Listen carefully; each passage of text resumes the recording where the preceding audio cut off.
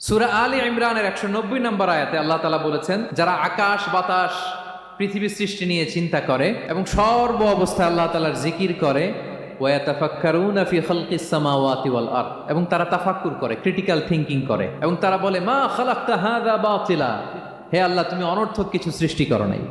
মনে রাখবেন, এই পৃথিবীতে আল্লাহ তাআলা অনর্থক কোনো কিছু সৃষ্টি করে নাই, করেছে?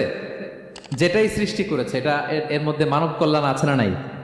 আল্লাহ তাআলা আমাদের জন্য কল্যাণ রেখেছেন। এবং এই আয়াত যখন নাজিল হল, বিষ্ণু ঈসা ইসলাম বললেন, ওয়াইলুন লিমান কারাআহা ওয়া লাম ইয়াতাফাক্কার ফিহা, ধ্বংস তাদের জন্য যারা এই আয়াত তেলাওয়াত করে কিন্তু এই আয়াত নিয়ে চিন্তা করে না, গবেষণা করে না।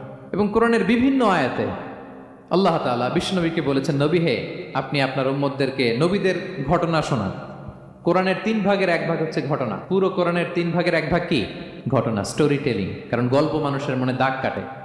আল্লাহ তাআলা বলেছেন, ফাকসুসিল কসাসা লাআল্লাহুম ইয়াতাফাক্কারুন, নবী হে আপনি তাদেরকে কিচ্ছা শোনান, ঘটনা শোনান, নবীদের কাহিনী শোনান, লাআল্লাহুম ইয়াতাফাক্কারুন, যাতে করে তারা ক্রিটিক্যাল থিংকিং করে। তারা লূত আলাইহিস সালামের কওমের ঘটনা যখন শুনে যে আল্লাহ তাআলা আপসাইড ডাউন করে দিয়েছিলেন, তারা যখন কওমে আদের ঘটনা শুনে, কওমে সামুদের ঘটনা শুনে, তারা যেন চিন্তাশীল হয়। এবং বিশ্বনবীর সাহাবী আবু দারদা রাদিয়াল্লাহু তাআলা আনহু, উনি বলতেন, তাফাক্কুরু সাআতিন খায়রুন মিন কিয়ামি লাইলা, 1 ঘন্টা কেউ যদি আল্লাহর সৃষ্টি নিয়ে চিন্তা করে, সেটা সারা রাত তাহাজ্জুদের সালাত অফার করার চেয়ে উত্তম।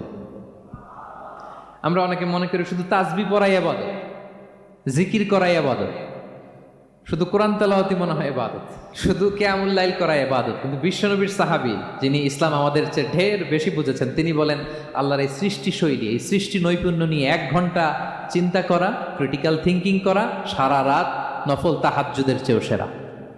এবার বলেন, আমাদের চিন্তা করার দরকার আছে না নাই? ব্রেনটা খাটাবেন তো? এই যে যারা কনভার্টেড মুসলিম হয়, এরা কিন্তু অনেক চিন্তা ফিকির করে, নিজের সাথে নিজে বোঝাপড়া করে, ক্রিটিক্যাল থিংকিং করে, তাদের অ্যানালজি কাজে লাগিয়ে, আল্লাহর দেয়া ব্রেনকে কাজে লাগিয়ে এরপরে শাহাদা পাঠ করে, এমনি এমনি না। এই যে কিছুদিন আগে আমেরিকান এক পপ স্টার কালেমা পড়ছে না? আপনি জানেন একটা ধর্ম চেঞ্জ করা, একটা ফেইথ চেঞ্জ করা, এটা কত বড় সিদ্ধান্ত? হ্যাঁ, বাপদাদার ধর্ম, বয়স 30-40, এতদিন যে ধর্ম মানলাম, এটাকে চেঞ্জ করে নতুন ধর্মে কনভার্ট হয়, এটা কত বড় সিদ্ধান্ত? Could you imagine that? It's not a joke. নিজের সাথে নিজের অনেক বোঝাপড়া করতে হয়, তারাই ক্রিটিক্যাল থিংকিং করে। এবং বিষ্ণু ঈসা ইসলাম, উনি নবী হওয়ার আগেও এই চিন্তার ইবাদত করতেন। তিনি হেরা গুহায় চলে যেতেন, কাবা থেকে 6 কিলোমিটার উত্তরে, 634 মিটার উঁচু, যা বলে নূরের উপরে একটা কেইভ আছে, গুহা, এটার নাম হচ্ছে গারে হেরা। ওখানে বসে বসে তিনি এই চিন্তা করতেন।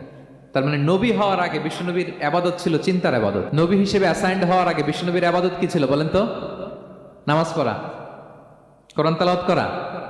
কোরআন তো নাজিলই হয় নাই, কোরআন তেলাওয়াত করবে কেমনে? তখন 6 মাস বসে বসে উনি ওখানে কি করেছেন বলেন? ধ্যানমগ্ন ছিলেন, তিনি চিন্তা করতেন। ওইটাই ছিল ওনার আধ্যাত্মিক শিক্ষায়তন। ওই নির্জন গুহার মধ্যে উনি যখন চিন্তায় মগ্ন ছিলেন, আল্লাহর সৃষ্টি শৈলী নিয়ে চিন্তা করতেন, ঠিক ওই মুহূর্তে, অন্তিম মুহূর্তে, ওই মাহেন্দ্রক্ষণে নাজিল হয়েছে ইকরা বিসমি রাব্বিকাল্লাযী খালাক, read in the name of your lord who has created, পড়ো তোমার প্রভুর নামে যিনি তোমাকে সৃষ্টি করেছেন, শিক্ষা দিয়েছেন। তাহলে সম্মানিত সুধী, ইসলামের সূচনা হয়েছিল, এটা বলা যায় ফাইনালি যে ইসলামের সূচনা হয়েছিল এই চিন্তার ইবাদতের মধ্য দিয়ে।